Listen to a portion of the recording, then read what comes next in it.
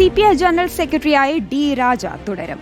മണിക്കൂറുകൾ നീണ്ട ചർച്ചയ്ക്കൊടുവിലാണ് പ്രായപരിധി ഇളവിന് ധാരണയായത്. ദേശീയ എക്സിക്യൂട്ടീവിൽ പ്രായപരിധിയെ ചൊല്ലി തർക്കമുണ്ടായി. ഇളവ് നൽകുന്നതിൽ ശക്തമായ എതിർപ്പാണ് കേരള ഘടകം ഉയർത്തിയത്. എന്നാൽ ഡി രാജ വികാരാധീനനായതോടെ കേരളത്തിൽ നിന്നുള്ള നേതാക്കൾ വഴങ്ങി. മറ്റാർക്കും പ്രായപരിധിയിൽ ഇളവില്ല. ആദിൽ പാലോട് ചണ്ഡീഗഡിൽ നിന്ന് ചേരുന്നു. Adil Palode, good morning. പ്രായപരിധിയിൽ ആർക്കും ഇളവ് വേണ്ട എന്നതിൽ ഉറച്ചു നിൽക്കുകയായിരുന്നു കേരള ഘടകം അടക്കം. പക്ഷേ പ്രായപരിധിയിൽ ഇളവ് നൽകാൻ ഒരു തീരുമാനമായിരിക്കുന്നു.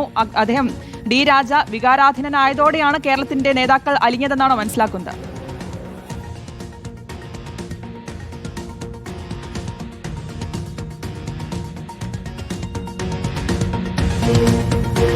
CPI ജനറൽ സെക്രട്ടറിയായി ഡി രാജ തുടരും. മണിക്കൂറുകൾ നീണ്ട ചർച്ച ഉണ്ടായിരുന്നു. ഇതുമായി ബന്ധപ്പെട്ട് ഇതിനുശേഷമാണ് ഈ പ്രായപരിധിയിൽ ഇളവിന് ധാരണയായിരിക്കുന്നത്.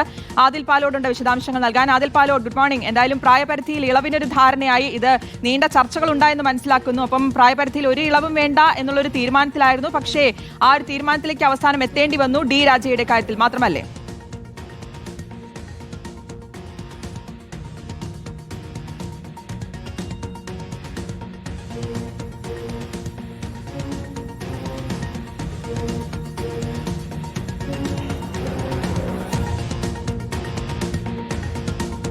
ശ്രുതി, കേൾക്കാമെങ്കിൽ വളരെ പ്രധാനപ്പെട്ട തീരുമാനമാണ് CPIയുടെ ദേശീയ എക്സിക്യൂട്ടീവിൽ കഴിഞ്ഞ രാത്രി ഉണ്ടായത്. മണിക്കൂറുകൾ നീണ്ട ചർച്ചയാണ് എക്സിക്യൂട്ടീവിന്റെ ഭാഗമായി ചേർത്തത്. പ്രത്യേകിച്ച് ഒരു ധാരണയുണ്ടാക്കുക.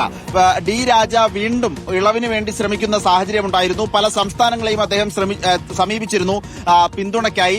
മാത്രമല്ല, ഇളവ് നൽകരുത്, 75 വയസ്സ് പൂർത്തിയായ എല്ലാ നേതാക്കളും വിരമിക്കണമെന്ന കർശനമായ നിലപാട് കേരള ഘടകവും ആന്ധ്ര, തെലങ്കാന ഘടകങ്ങളും എടുത്ത സാഹചര്യം. അതുകൊണ്ട് തന്നെ ഒരു തർക്കം രൂപപ്പെട്ടിരുന്നു. ഏതായാലും ആ സാഹചര്യത്തിലാണ് എക്സിക്യൂട്ടീവ് ചേരുന്നത്. അവസാന നിമിഷം വരെ 75 വയസ്സ് പൂർത്തിയായവരെല്ലാവരും മാറി നിൽക്കണം എന്ന നിർദ്ദേശം കേരള ഘടകം കർശനമായി നടപ്പാക്കണം എന്ന അഭിപ്രായമാണ് മുന്നോട്ട് വെച്ചത്.